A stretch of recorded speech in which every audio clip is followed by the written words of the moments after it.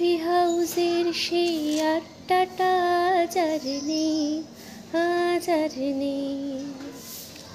কোথায় হারিয়ে গেল সোনালি বিকেলগুলো যে আজ আর নেই। শুধু কি কফি হাউসের সেই আড্ডা আর সোনালি বিকেল হারিয়ে গেছে? না, একটু ভেবে দেখো তো, আমাদের জীবন থেকেও কিন্তু সেই আড্ডা, সেই সোনালি বিকেল, সেই স্কুল কলেজের সোনালি দিনগুলো হারিয়ে গেছে। আমরা চাইলেই কিন্তু সেই দিনগুলো ফিরিয়ে আনতে পারি, কিন্তু আমরা কিন্তু ফিরিয়ে আনি না। কেন আনি না জানো? কারণ এই মোবাইল নামক বস্তুটা আমাদের তার মধ্যে এতটাই আকর্ষিত করে নিয়েছে যে আমরা ভাবি যতটুকু সময় পাবো ততটুকু সময় মোবাইলে সময় দেব, মোবাইলে ভিডিও দেখব, মোবাইলে গেম খেলবো। কিন্তু আমরা কখনোই ভাবি না, চলো না একটা দিন, একটা সন্ধ্যা সব বন্ধুবান্ধবীরা মিলে একসাথে বসে একসাথে আবার আড্ডা দিই, আবার সেই পুরনো স্মৃতিগুলো জাগিয়ে তুলি।